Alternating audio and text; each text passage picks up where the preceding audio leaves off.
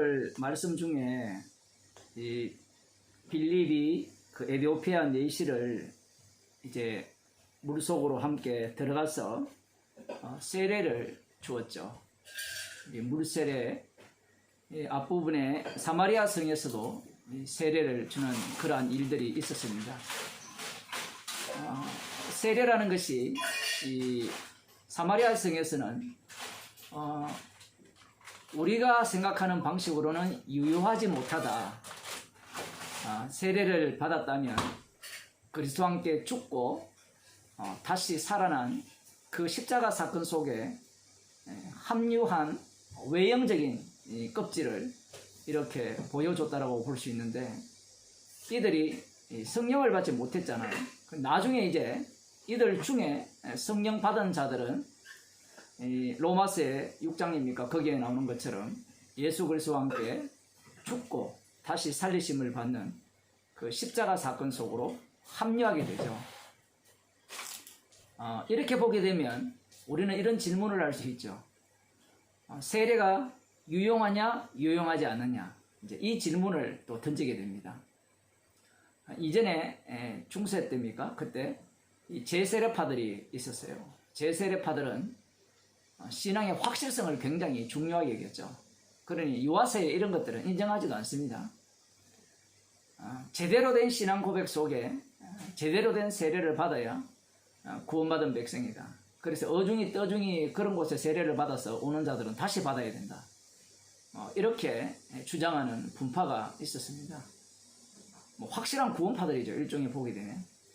이와 달리 이제 개국주의 교회 쪽엔 세례라는 것은 주의 이름으로 주어지기 때문에 천주교에서 받든 어디서 받든 이단에서 받든 그 세례는 유효하다. 이렇게 주장하는 그 신학이 있어요. 여러분들은 어느 쪽에 서 있습니까? 성경이 놀라운 것은 오늘 또 제가 그런 말씀을 드렸습니다만은 우리는 계속해서 정답을 찾아내려고 하거든요. 성경에서 정답을 찾아내면 그 정답을 취하여서 그 정답대로 살아가면 하나님의 백성답고 천국 백성이 될 수 있다라는 그런 식의 인간들의 사고방식을 갖고 있죠. 그러한 것은 예수님 당시 유대인들이 그런 식으로 신앙생활을 해왔습니다.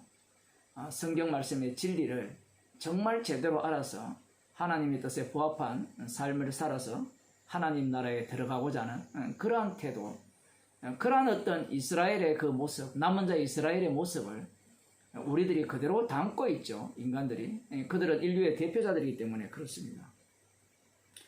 그 오늘 말씀에서는 이 빌립이 에티오피아 내시 이 사람에게 세례를 주었습니다.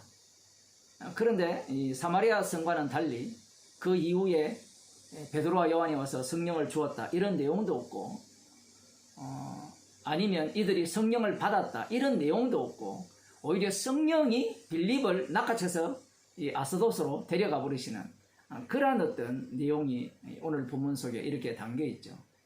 그러면 물세례라는 것이 필요할까요? 필요하지 않을까요?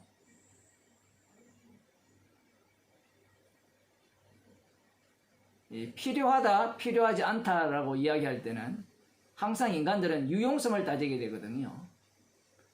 사도 바울이 이런 말을 합니다. 내가 너희에게 세례를 주려고 그렇게 너희들에게 간 것이 아니라 복음을 전하기 위해서 갔다, 이렇게 표현을 하죠.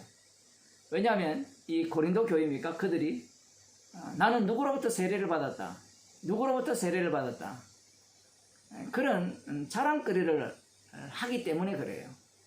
누구 제자다 이런 거 있잖아요. 그죠? 그 누구 제자라는 것은 우리 스승이 훌륭하다. 예를 들어 서울에 사는 사람들 같은 경우에는 이 교인들이 우리 이쪽 동네는 서울에 교회 다니다가 오는 사람들이 많으니까 내가 예를 들어 온누리 교회다, 사랑의 교회다, 자랑스럽게 얘기하거든요. 그런 어떤 자랑스럽게 얘기한다는 것은 그 교회가 그 정도로 자랑스럽다라는 것이고, 조금 더 들어가면 자기 담임 목사에 대한 그 위대성이라고 할까요? 다른 기존 교회보다 뛰어나다. 뭐 그런 어떤 차원에서 자기가 다니는 그 교회의 이름을 내세우는 것처럼 내가 누구의 제자다, 누구의 우리 스승이 누구다, 뭐 이런 식으로 얘기하면서 나는 그분에게 사사를 받았고 그분의 세례를 받았다. 이렇게 이야기하면 듣는 사람들이나 주위의 사람들이 알아서 이 머리를 숙이게 되죠. 나는 바울에게 세례를 받았다. 예수님은 세례 준 사람이 없잖아요. 제자들이 다 세례를 줬는데, 예를 들어 베드로에게 세례를 받았다. 우리는 별거 아니라고 생각하지만 별거 아닌 게 아니죠. 교수님도 계십니다만은 대학이나 이런 데서는 누구에게 사사를 받았느냐 상당히 중요하죠. 누구의 제자냐 이런 것들. 교회도 신학적으로도 마찬가지입니다. 신학교에 가든가 뭐 신학적인 논의를 할 때는 항상 누구의 신학이냐, 누구로부터 배웠느냐, 이것이 굉장히 중요한 겁니다. 김성수 목사가 요거도 먹은 이유 중에 하나가 누구 신학도 없다는 게 문제였죠. 신학계에서는 실제로. 왜냐하면 뭐 유명한 신학자들 중에 그렇게 얘기하는 사람들이 없으니까. 만일에 이건호 목사님 신학을 배웠다 이렇게 얘기했다면 당장 이단이라고 조사도 하기 전에 이단이죠, 그냥. 그런 말을 감히 할 수 없었다고 볼 수 있고, 항상 이렇게 물어요. 어떤 성경을 해석을 하게 되면, 오늘 제가 이렇게 해석을 하게 되면 에티오피아의 내시에 대해서 긍정적인 방법으로도 보고 부정적으로 방법으로 이렇게 보면 당신이 하는 그 해석법은 어디에서 나왔느냐, 누구한테 배웠느냐, 누가 그런 해석했느냐, 이런 질문을 하는 거예요. 그래서 예를 들면 그런 거예요. 예를 들어 칼빈을 이렇게 적어도 성경적이라고 인정하는 이런 사람들은 나 칼빈에서 이렇게 배웠다라고 하면, 그러면 나는 사라지고 그 사람이 이렇게 가르치기 때문에 당신의 신학은 옳다 이렇게 되는 거예요. 그런 식으로 이제 사람들은 그 권위라는 걸 인용하죠. 그런데 성경은 사도행전 여기에서는 이 권위를 주장하는 인간들이 베드로와 요한이거든요. 나중에 보게 되면 이 권위를 다 날려버립니다. 성령께서 친히 복음을 전하게 하시고 증거하게 하시기 때문에. 여기에서 세례를 주었는데 결과가 나와야 되는데 결과가 없어요. 그러면 우리는 이걸 결과물로 보자. 이 사람이 왜냐하면 앞부분에 보면 성령을 받고 난 뒤에 세례를 받는 경우도 있거든요. 그런데 어디에도 성령 받았다는 건 없어요. 복음을 들었다는 내용은 있고, 그리고 여기 보면 세례를 받고자 하는 마음이 있다는 건 있어요. 이것이 과연 우리가 생각할 때 진위 여부를 어떻게 따지느냐, 이 사람이 진짜 찐 신앙이는지 안 그러면 가짜 신앙이는지 어떻게 아느냐, 나와 있지 않는 거예요. 이런 것들이. 말씀이 왜 이렇게 애매하냐라고 할 때는 제가 계속 반복합니다만 성경은 십자가의 피능력을 증거하는 게 성경 말씀이에요. 여기에서 만일에 어떤 확실성을, 예를 들면 이런 거죠. 이 에티오피아의 내시가 세례를 받고 난 뒤에 이 빌립이 잠깐만 기다리세요. 제가 베드로 요한에게 전화를 치겠습니다. 전화를 옛날에는 쳤으니까 전화를 쳐가지고 불렀어요. 자, 세례 줍니다. 그러면 사마리아 성처럼 똑같이 성령이 임했어요.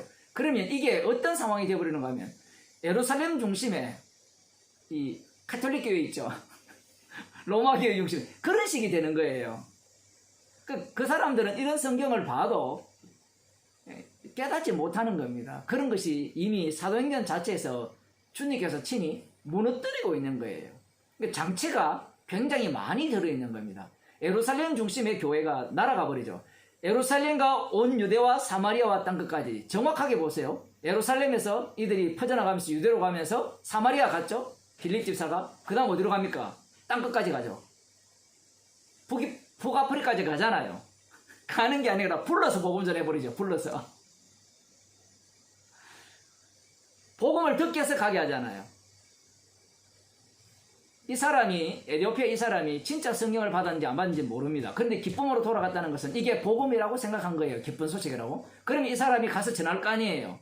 그러면 이 사람이 성령을 받았느냐 안 받았느냐는 하나도 안 중요해요. 그가 전하는 그 복음 속에 주께서 일을 해버립니다. 그거는 우리는 자꾸 내가 뭔가를 해야 된다고 생각하지만 그렇지 않아요. 주님이 일하시는 방식이 따로 있는 겁니다. 그래서 여기에는 아예 단절을 시켜버리죠. 에티오피아 내시 같은 경우는 단절을 시켜버리잖아요.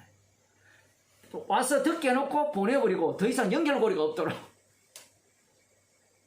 아마 우리 같으면 다시 베드로와 요한이 그 에티오피아 내시 국고성 맡은 그 사람이 권세 있는 자인데 이 빌립 집사에게 복음을 듣고 갔으니까 우리가 한 사람 보내가지고 세례 줘서 성령 받게 하자 이렇게 했을 거예요. 그러면 모든 교회가 뭐가 되죠? 체인점이 되죠. 프랜차이즈라고 합니까? 체인점이 되는 겁니다. 그러면 이 모든 교회 누구의 지도를 받아야 되죠? 예루살렘 교회의 지도를 받아야 되는 거죠. 그런 짓 하는 게 이제 나중에 안디옥 교회입니까? 그쪽에서 뭐 그러한 어떤 사태가 발생을 하는 거예요. 분명히 성령께서 주님께서 친히 자기 백성을 부르실 뿐만 아니라 기르시고 끝까지 영화롭게 하셨죠. 사람이 이렇게 관여할 그 입장이 전혀 못 된다는 사실입니다.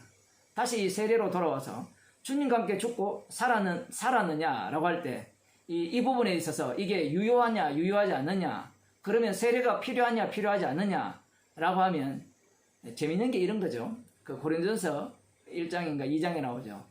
아까도 말씀드렸습니다만은 주님께서 이 주님 자신을 증거하기 위해서 세워지는 모든 것들을 인간은 우상숭배로 바꿔버립니다. 이걸 빨리 눈치를 채야 되는데, 나중에 세례가 우상숭배가 되고, 제 세례 받은 경우는 그런 거고요. 성찬도 우상숭배가 되죠. 그 교회의 3대 표지라고 합니까? 하나는 말씀 선포입니까? 하도 오래돼가지고. 두 번째는 성찬식 맞아요? 그 세 번째가 권징입니까? 그런 교회에서 가장 늦게 나온 분들 안 계세요? 늦게 나온 분들 다 기억하실 건데, 이 권징도 이 우상숭배가 되어버리고, 권징하면 참된 교회가 되잖아요. 논리가. 이 권징이 십자가 자리를 차지해버리고, 그 다음 성찬식도 마찬가지죠. 성찬식 하면 진짜 교회다. 이게 얼마나 웃기는 개혁교회의 주장입니까? 그 성찬식 하면 진짜 교회다? 그 자리는 십자가가 될 자리도 없어요. 당신들이 성찬식 했기 때문에 지옥 갑니다. 십자가 피가 당신을 구원하고 그 피능력을 위해서 당신들을 불러넣습니다. 이렇게 이야기하면 아니지, 성찬식은 해야지, 이런 식이 나올 거고, 세례도 마찬가지죠. 세례 받아야 구원 얻는다. 아무리 복음을 들어도 세례 안 받으면 안 된다. 그래서 어떤 목사들은 세례 주는 걸 되게 중요하게 여기죠. 그걸 이제 좀 더 공략을 잘한 집단이 있습니다. 안산홍 하나님의 교회. 세례라는 것이 기존 교회에서는 교적부에 올라가는 세례죠. 입교하든지 안 그러면 세례라든지, 학습은 안 돼요. 학습만 받아서는 안 되고. 세례 받았습니까? 김기대 집사님 세례 받았었어요? 예. 받았어요? 많이 받았어요, 많이. 세례를 많이 받았어요? 네, 많이 받았어요. 독특하네요. 세례를 많이 받는다는 게. 예. 안수하고 세례는 다릅니다. 예, 물세례 주면서. 예. 그래서 그러한 어떤 세례조차도 무엇으로 바꾸느냐 할 때는 우상숭배로 바꿔버리죠. 그러면 이제 이렇게 얘기하면, 목사님 세례도 필요 없고 성찬식도 필요 없고 다 필요 없습니까? 인간이 아는 거는 지 구원론밖에 몰라요. 죄가 드러나야 되는데 그거 안 한다고 죄인 아닙니까? 우리가 복음을 전할 때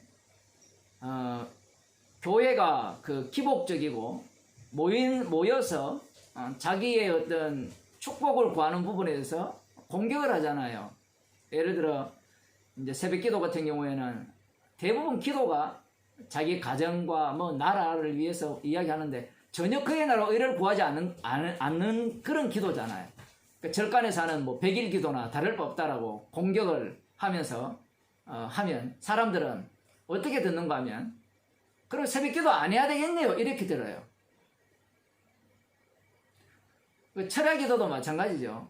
주님도 밤이 맞도록 기도하셨잖아요. 그러면 오늘날 교회가 철학기도 왜 합니까? 라고 하면 자기의 탐욕을 위해서 기도하니까 그러면 하는 말이 안 하면 되겠네요. 이런 어떤 질문 자체가 뭔가를 행위로밖에 인간들은 그 선과 악을 분간 못하기 때문에 그 안 하는 것이 마치 하나님이 기뻐하시는 일이라 이렇게 생각을 해요. 뭐든지. 세례에서 지금 여기까지 나왔는데 모든 게 자기 중심이에요. 모든 게. 그런데 성경에서는 모든 것이 십자가이신 주님 중심으로 말씀을 하시죠.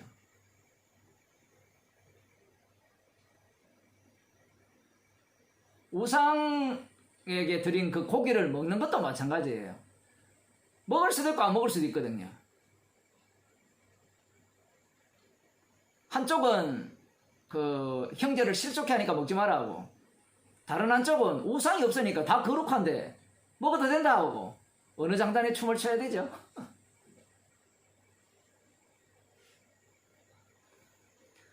우리는 이렇게 해도 망할 자고 저렇게 해도 망할 자인데 우리는 자꾸 진리를 찾아내고 정답을 찾아내서 선을 찾아내서 내가 선한 인간이 되어서 하나님 나라에 합당한 인간, 천국 백성으로서의 삶을 살고자 하여 그러한 어떤 태도를 보이는 겁니다. 말씀은 항상 우리에게 책망으로 다가오면서 십자가를 밝히 보이게 하죠. 당연히 이 본문을 읽으면서 왜 성령이 안 왔지? 이렇게 질문하는 우리들을 책망하시는 거예요. 우리가 성경을 읽을 때 기대하잖아요. 그런데 말씀은 우리를 오히려 쳐버립니다. 네, 여기까지 하겠습니다.